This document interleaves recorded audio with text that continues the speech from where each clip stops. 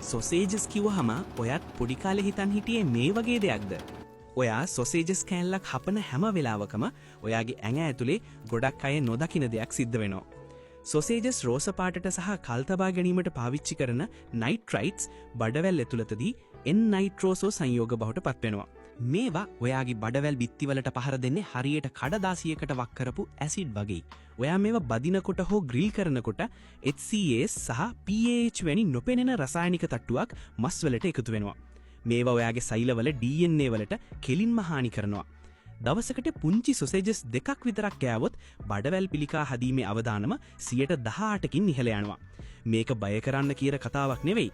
ලෝක සෞඛ්‍ය සංවිධානය මේවා දුම්කොළ වගේම පළමු කාණ්ඩයේ පිළිකාකාරකයක් විදිහටයි නම් කරලා තියෙන්නේ. මේ කියන්නේ සොසේජස් එකක් කෑ සැනින් පිළිකාවක් හැදෙනවා කියන අදහස නෙවෙයි.